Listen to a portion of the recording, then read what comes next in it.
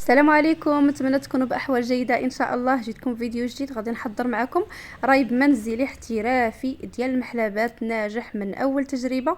فخليكم معايا باش ندوزو المكونات اللي غادي نحتاجو.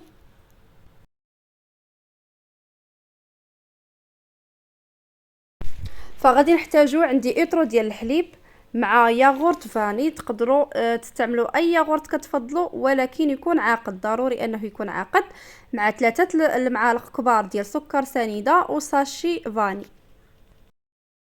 فغناخذ واحد الكاسرونه اللي غادي نوضع فيها الحليب، وغادي نخلي جهد واحد الكاس ديال الحليب بارد كما كتشوفوا، وغادي نضيف عليهم سنيده.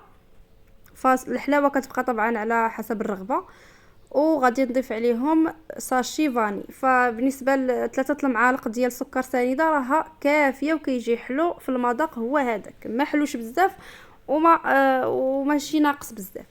صافي غنوضعو فوق البوطه، نخليه حتى كيغلى. هنا غادي ناخذ واحد السلافه اللي غادي نوضع فيها هذاك الياغورت ديال فاني،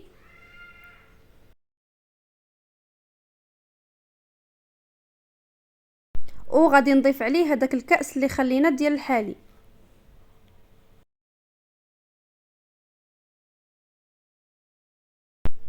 صافي وغادي نخلطهم مزيان حتى ما تيبقاوش ليا هذوك التكتلات ديال الياغورت، وكينسجموا ليا مع بعضهم. صافي وكنوضعهم في جنب، ونمشي للحليب اللي وضعت من فوق النار.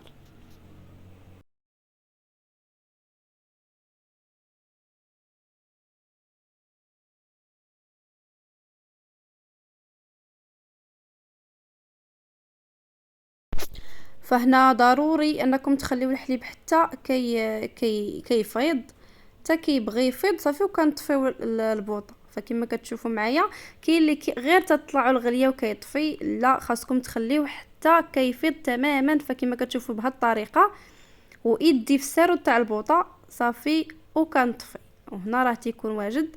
غادي نخليه حتى كيدفى، ما تخليوهش يبرد، غير تيدفى وكنخدموا به.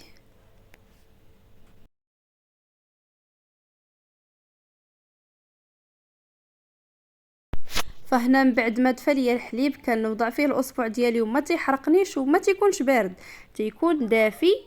صافي كنوضع عليه هذاك الياغورت مع الحليب اللي خلطنا، وغادي نحاول نخلطهم مزيان كما كتشوفوا.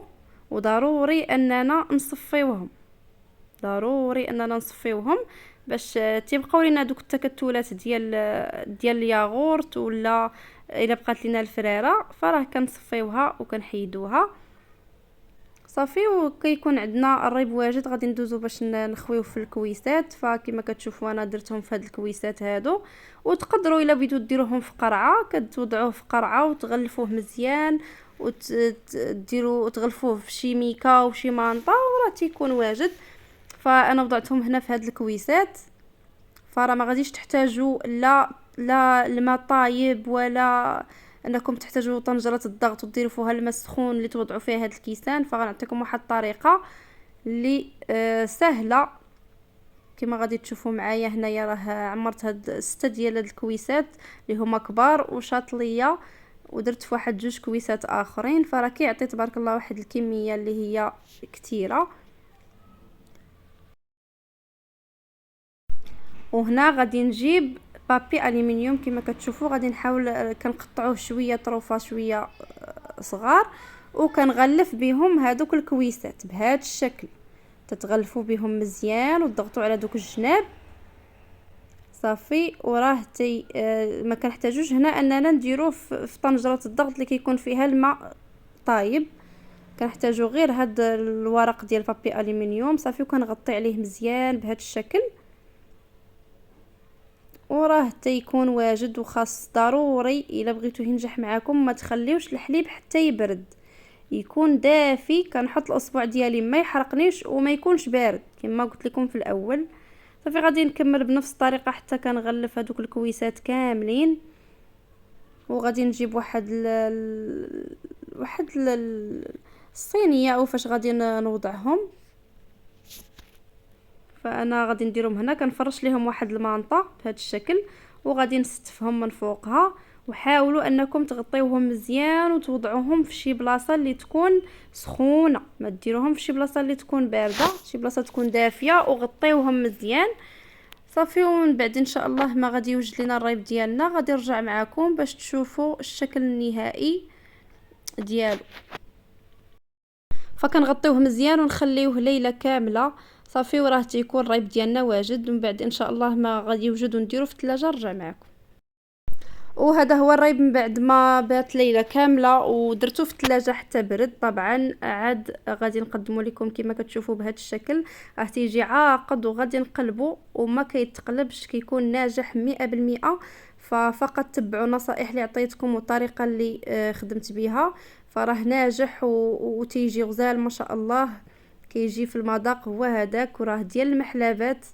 فكنتمنى ينال الاعجاب ديالكم وانكم تجربوه، وما تبخلوش عليا باللايكات والكومنتات الزوينه ديالكم، وبارطاجيوه مع الاحباب والاصدقاء باش تعموا الفائده. فراه تيجي صراحه كيستاهل، تيستحق التجربه. فكما كتشوفوا معايا عاقد ما شاء الله. ونتلاقاو ان شاء الله في شهيوه جديده او وصفه جديده. مع السلامه.